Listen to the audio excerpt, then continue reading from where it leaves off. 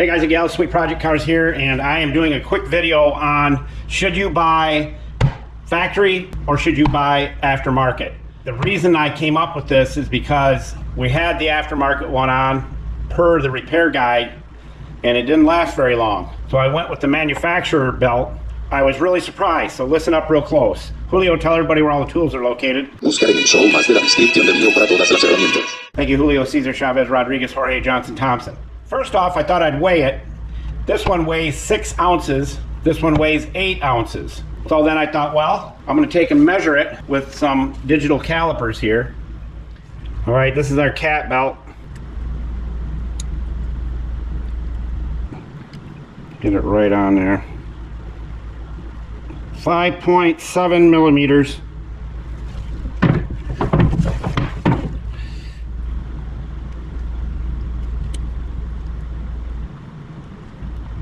.88 millimeters.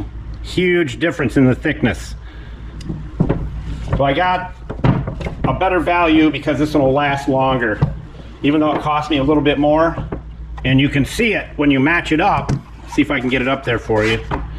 You can see how thick the belt is. It's very obvious, and the weight tells you that it should be, the manufacturer's belt should be thicker because it weighs more.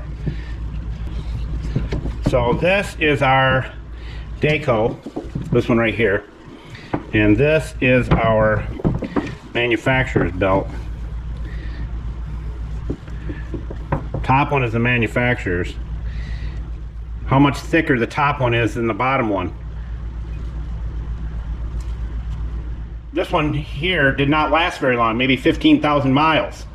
And everything's lined up perfect and all this, that, and the other thing. So we're going with this, and I can feel the weight difference in it, and it just feels sturdier than this flimsy thing. This seems really flimsy compared to this stiff beast. So that's what I had to share with you today. It's your choice, of course. If you're going to do a backup belt and keep one with you, you can buy the cheaper one and keep it stored just to get you to where you got to get so that you're not stranded. That's what I'm going to do with this one, and this one's going to go on. And as we always say, don't be a schmuckle, and Sweet Project Cars out.